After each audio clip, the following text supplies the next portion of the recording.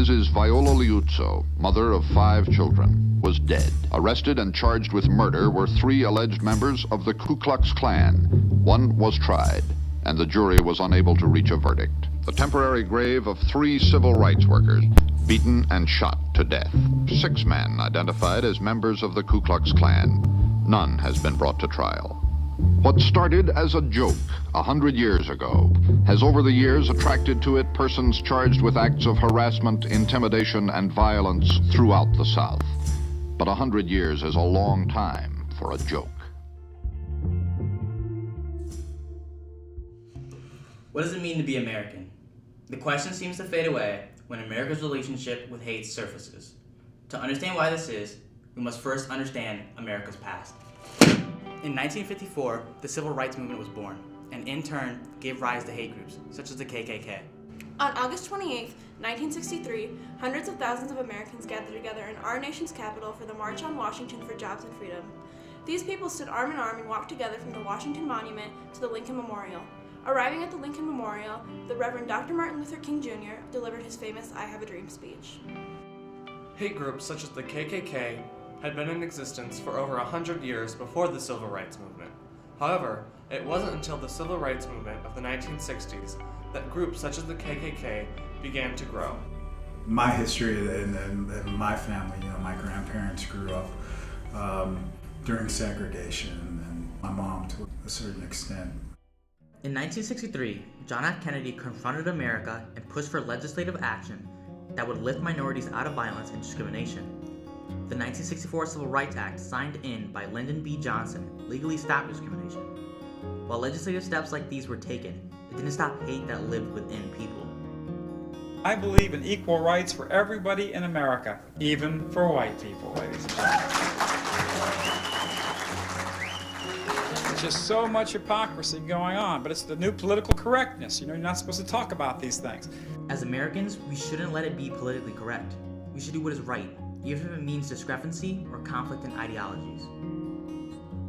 Now I see like we've reached another level of discord and anger and disagreement. America was built by and for the white Christian people of this nation. Following the 2016 presidential election, the Southern Poverty Law Center reported a rise in the amount of hate groups nationwide.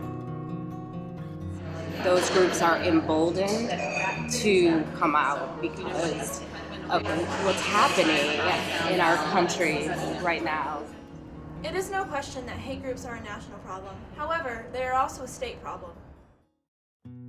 Michigan ranks 13th for number of hate groups nationwide, containing 29 of the nation's 954 recognized hate groups. It's been sort of eye-opening to see that there is another plateau you can reach, and you seem to be there right now. We are in a new moment, in a pivotal moment in American history. To experience this pivotal moment, we traveled to Lansing, the capital of Michigan. In 2016, Michigan ranked 4th for increase in reported hate crimes statewide. This increase in hate crimes shows that hate groups obviously have a large impact on the beliefs and actions of our community today. At the current juncture we have in our politics, I think we're kind of at a boiling point where folks who are in these positions of power, who really should be doing the right thing when it comes to inclusivity in communities, aren't really doing enough. It is not just the responsibility of the people in this building to take a stand against hate groups. It is also the responsibility of the American people. It's not all about making legislation and new laws.